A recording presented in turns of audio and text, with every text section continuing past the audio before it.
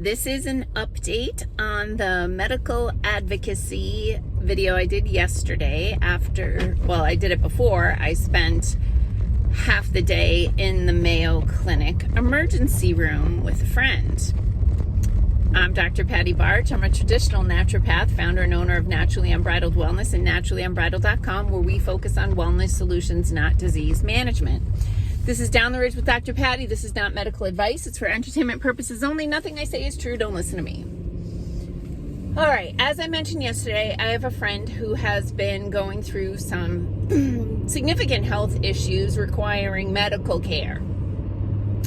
And, I was a little optimistic yesterday that going to the different hospital system and being able to advocate for my friend might help get her the treatment that she needs. I was wrong. Sorta. So I feel like in order for you to fully understand how broken the medical system is, I have to give you a little bit more details. So my friend has a uterine fibroid that's very large and on the inside of the uterus, causing her to hemorrhage. And I've seen her labs over the past couple of months, and they're abysmal. However, they're not life-threatening. So they won't give her a blood transfusion, which would actually solve a lot of her health challenges right now. But they're really bad. They're well below the normal range. But since they're not imminently life-threatening, even though she's practically bedridden because she doesn't have enough oxygen, because she doesn't have enough blood or enough iron, she's basically bedridden. She can't work. She can't take care of her family. She can't take care of herself. But they're not considering this a medical emergency. So she went to the medical doctor for the hemorrhaging. They ran all the blood labs, and they're like, oh yeah, these are pretty bad. Let's get that fibroid taken out. So they don't give her blood or iron at that time. Then they send her to gynecology. Gynecologist says, okay, we can do surgery to take out part of that fibroid, and that should help with the bleeding. So at her pre-op appointment for the surgery to remove part of the fibroid, the pre-op nurse, I think it was nurse, says, oh wow, your blood labs are really low. You need a transfusion. You'll get it a lot faster if I send you to the emergency room rather than schedule it at the infusion center. So they sent her right to the emergency room from her pre-op appointment. And the emergency room people did not treat her at all.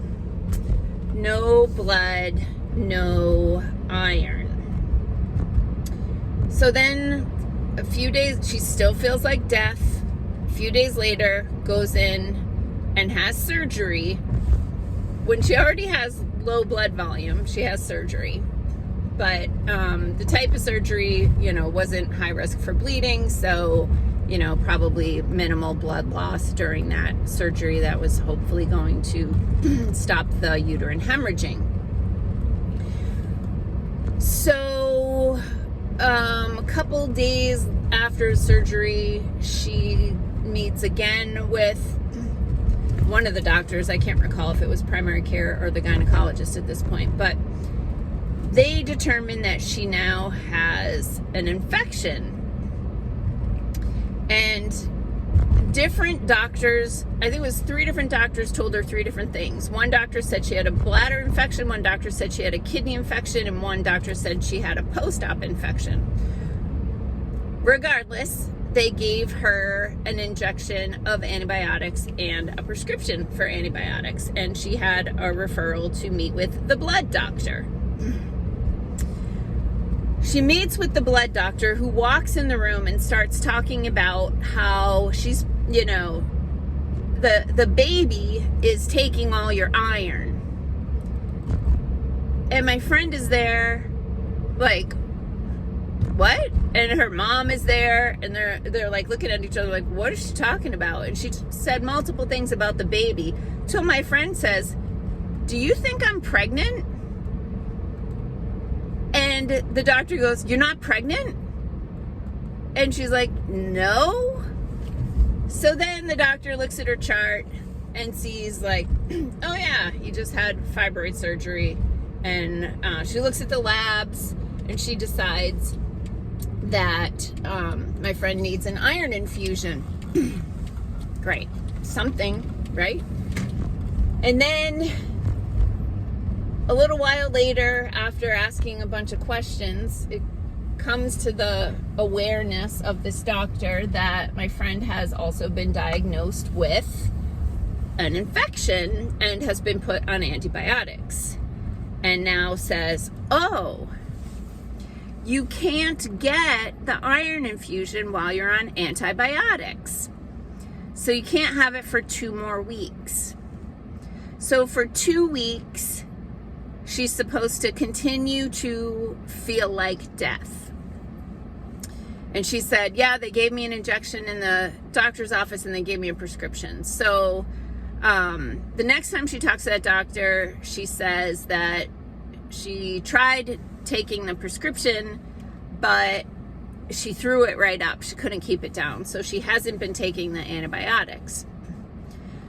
So she feels like she's getting the runaround for obvious reasons. And she is desperate because she is so incapacitated and had an episode where she practically lost vision. Like, she was laying in bed. Someone walked into the room to talk to her. She could not see that person. And for, we don't know what duration of time, but she said she was really scared and she thought she was dying. And she's like, do you think I should go to Mayo now and get a second opinion? I'm like, you got to do something, because they're not helping you for months now. So I met her yesterday at the emergency room at Mayo. And the staff there, I will say, the staff was great. Mostly great. Long story short, I'll throw a couple things in there. So at one point, part of being the advocate for her, at one point the nurse came in with some syringes and was just like, oh, I'm going to give you something, make you feel better. Always ask questions. So I'm like, what is it and what is it for? And then she explained it was like Toradol or something for pain and inflammation, and there was that. They also wanted to do a CT scan with contrast, but nobody came in the room to explain what a CT with contrast was, what contrast was, and why they needed to do it. I didn't ask that. I just filled her in on that when they left the room. But I should have made them do it. They should have done it without being asked to do it, but they didn't. So anyway, she goes down for the CT with contrast and comes back, and she's like checking. They ran blood labs again. She's checking her labs. She's checking everything on the phone, on the My Chart or whatever it's called. The CT comes back. The doctor comes back in the room and he says, and I'm looking at her labs and I'm like, all your white blood cells are in the normal range. Like, they actually look good, really good. They're almost all perfect. So there's no sign that your body is fighting an infection. So then the doctor comes back in the room and he says, there's no sign of infection in your labs. There's no sign of infection in the CT scan. And he's like, at this point, I don't think you need to take those antibiotics anyway. Now, circling back, I forgot to say that the blood doctor, after my friend said she couldn't keep the antibiotics down, the blood doctor told her that she should ask her other doctor to write a prescription for a different antibiotic.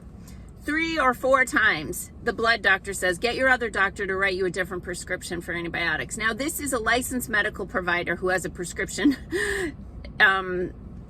capabilities. But the system is so broken that you can be meeting with one doctor who's fully capable of writing your prescription, who won't or can't because she's only allowed to stay in her lane. And the emergency doctor is only allowed to stay in his lane, where he cannot give this patient blood if it's not life-threatening. If she's not actively hemorrhaging in the ER, she's stable, even though she got winded and lightheaded just walking from the emergency room to the reception area to get checked out. So I say, well, of all things that could have come out of this, at least now you know that you don't have an infection, so you don't need antibiotics, so you're not contraindicated for the iron infusion that your doctor wanted to give you on Friday, today. So you can tell her that and she can order it and you could start feeling better. Nope. That doctor says, meet with your primary care next week. And you should keep taking those antibiotics, even though you don't have an infection, just in case. So it's important that people understand that this is the BS that happens, because had they given her blood and or iron months ago, it would have saved multiple trips to primary care, urgent care, emergency room. And this friend of mine is a single mother and she's on government health care. So the taxpayers are paying for this medical incompetence, that one hand isn't talking to the other. No one is looking at this patient saying, how can we make this patient feel better fast while we're figuring out why she's so sick and if this surgical procedure is the cure for it, or if it's just gonna put a piece of duct tape over the problem while they figure out if there's a blood problem. But at no time in between do they get her to feel better. And she's like, I can't work, I can't take care of my kids. And they're like, oh, well, we'll give you a note for work. She's like, I want to work. I need to work. I want to be able to take care of my kids and cook meals and do laundry. And she's bedridden. So I'm optimistic that with the changes that are coming, with the new administration who wants to actually get people healthy, that they fix or start to fix this broken system, because this isn't working for the patients. It's certainly working for the hospitals. They're making a crap ton of money off of this shell game. I went over. Sorry. Peace out, peeps. Have a healthy day and a healthy weekend. Stay out of the freaking hospital if you can help it.